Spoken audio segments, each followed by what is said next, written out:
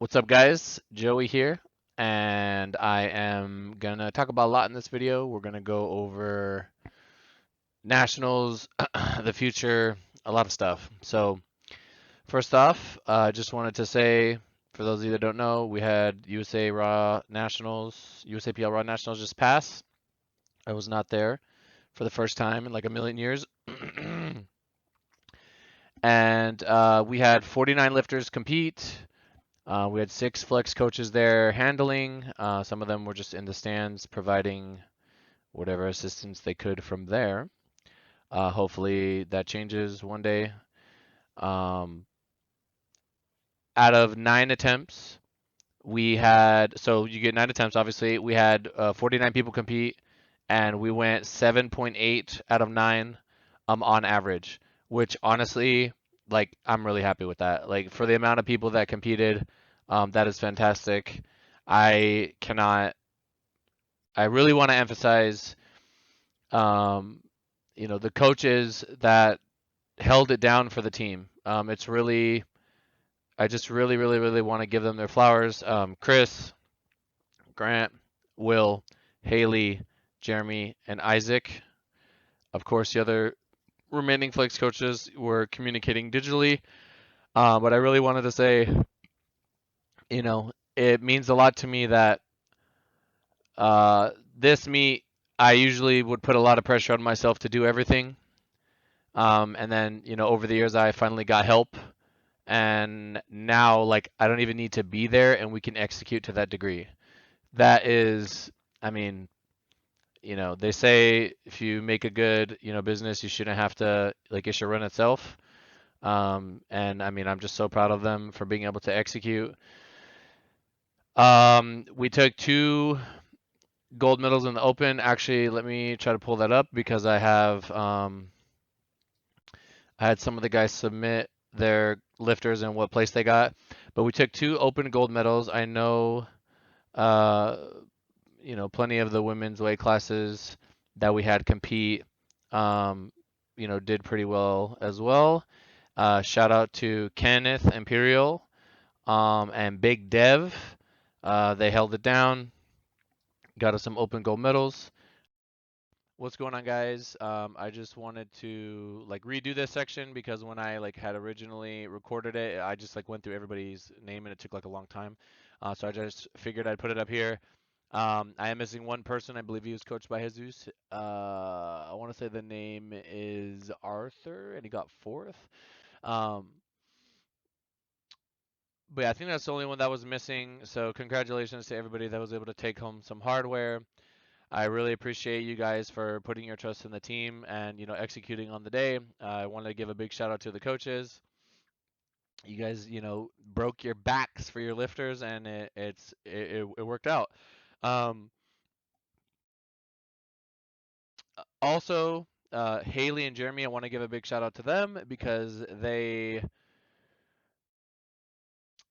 were, if they didn't have a lot of lifters that did this meet on their own. Remember, I only put people here that like hit the podium. They did assist with the other coaches a lot. For example, I believe Jeremy basically handled Ken and called the numbers, and Chris was just kind of like overseeing that. Um, I gave them both the numbers ahead of time, and they just handled business. So really, really proud. I cannot emphasize, these coaches. They work so hard, and if you guys are interested in working with Flex or one of the Flex coaches, and you want to learn more about these individual coaches, of course you can check their page. You can ask their lifters, but and I would encourage you to ask their lifters. Anybody on this list, for example, you can just find their IG and ask, hey, what do you think about this coach, whatever. But you can go to the website, look at their testimonials, and you can get an idea of, um, how they operate and things like that. They're amazing coaches, and I really just wanted to like put their name out there and help amplify how good they are. A lot of them I've taken with me across the world. I've put them in hard situations, really, really hard situations, like coaching wise, and I've like, I've taught them, but they the pressure was on and they've executed, and these coaches, some of them were in the stands, because if they're if they're currently like in the IPF, they're not supposed to be handling like that. It's a stupid rule. I hope it changes soon. Um, but yeah, I just wanted to really take the time to give them their flowers. I love these coaches; they're amazing, and I feel like I could go on a side mission with any of them anywhere in the world for any powerlifting thing. Any name here, doesn't matter. I could take them with me. We could go handle business, bring them to Junior Worlds, bring them to Sheffield, bring them wherever. They will be a boon to my success. Um, so I really wanted to emphasize that, not just these coaches, literally any one of the ones on the website. So again, just because I'm super busy or something's going on with me to where I'm not like crazy available, we still have like plenty of options. And yeah, I just wanted to give them their flowers again. Huge shout out to them, and it makes me. I'm just really proud and happy that I can have these coaches that can work with such autonomy in these stressful situations. I mean, I watched like most of these matchups, and there was never a time where I looked at a third deadlift or a call and I was like, "Why did you do that? You should have done this," or anything like that. So, anyway, I just wanted to emphasize that. Um, Shout Devin and Ken for the gold medals. Isaac winning juniors. Emily winning juniors. Second in the open. Big Zach winning first. I believe it was team three. But yeah. Anyway, all right. I'm gonna go back to past Joey and finish the rest of this video. They're gonna be good when they get to the open. So just wanted to again shout out to the coaches. Shout out to the lifters that competed. Um, you guys did great. And that leads me to what's next.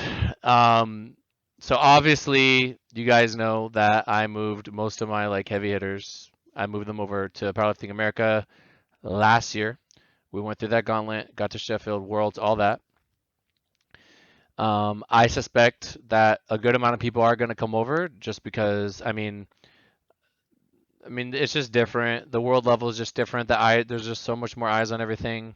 I was looking at some of the junior deadlifts that were posted on the IPF page, and they were just the views were just like in the millions, some of them, and it was just such a huge difference from stuff that happened at nationals, and there were people at nationals uh, that out totaled people that won the open, and their performances got like a fourth of the views. And you guys are like, why are you focusing on views so much? Because views lead to opportunity, right? If the IPF goes to like a TV station like they did, and they say, hey, we're getting this many views on social media, we want to be on TV now, that's going to help them do that. And then that's going to bring more sponsors. That's going to bring everything, like, is going to just be upgraded when there's eyes on what you're doing. Um, I think I think we're gonna move to a point where we have all the best people under one umbrella. I'm not 100% sure, um, but sorry about that. So basically, if everybody's under the same federation,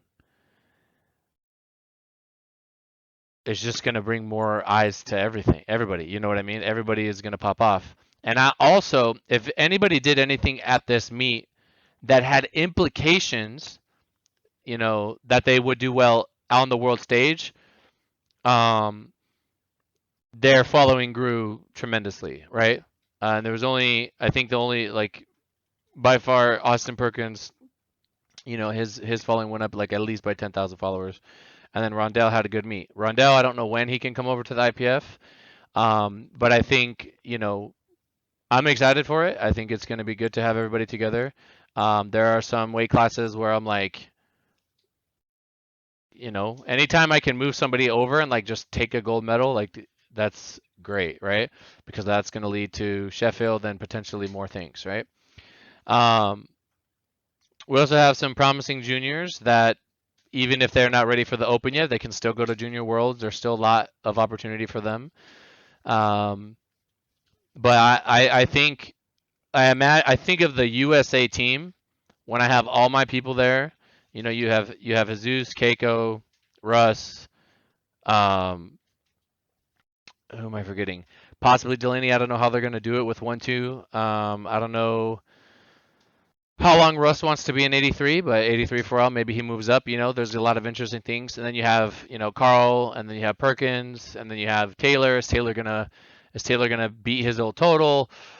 There's a lot of like mix-ups coming. There's a lot of like interesting things coming. Ashton coming over, Bob coming over. Like we just don't know how things are gonna play out. Um, and I think it will be really cool to see a USA team that has truly the best lifters in the world assembled again. That is something that we were missing for a very long time, and it has a couple years, but like still, like it should never have happened. I still think the split was like the worst thing ever, and um, I mean when I'm at those international meets, I mean I feel like this is my purpose. I feel loved. I feel like this is where I should be putting my efforts, and I don't know how else to describe that feeling to you guys other than if people go there and experience it. It's just a different thing.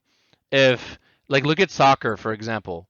Soccer is a global sport. The top soccer players destroy NFL players, basketball players. Like they just have so much more following, right? I don't know how else to say it. It's just something special. I remember in 2016, my first Worlds when I was there with John Hack, and I was looking at all the different flags, and you're competing, and like the people in your flight, they're not even from your country. Like it's not just I'm going against that guy that I know. You don't even know these guys. They're from other countries. They don't even speak your language, right? It's different, and it's a crazy thing, and it's cool to interact with people that don't speak your language that are from an entirely different culture that you can relate to over the sport of powerlifting. And I think that's something that I think people will realize is very special. And so yeah, I mean, this future of powerlifting is very bright. I'm excited to continue to push the boundaries of what's possible. The next big thing for me really is just going to be Sheffield. Honestly, I'm taking the rest of this year to get healthy and to prepare everyone for that. The last little IPF gauntlet that we ran, it really beat us up. Not everybody, but it did beat us up, and we're just now getting over that hump, and we can start, really building our totals. Um, I'm trying to think. Yeah, that's pretty much it, guys. I'm sure in the coming 8 weeks, 12 weeks, we'll really know who's gonna pick what side. I hate that it has to be sides, right? But like you can, I don't know. We'll see how things go, but it's going to be March is going to be a big year or big meet. Powerlifting America Open Classic Nationals is going to be a really really important meet. It has implications for Worlds, for Sheffield, and the World Games, and it's a big deal. It's a really really big deal. I don't know how else to say it. It might be the biggest deal of any meet with the most important performances that we've seen in a very very long time. So anyway, again, congratulations to everybody that did nationals. I'm gonna try to have some of our winners on to just kind of talk about their meet and just kind of like give you guys some behind the scenes. Um, if you guys have any questions or comments or concerns or worries, please let me know in the comments down below. And nice to see you guys. I'll see you in the next one. Peace.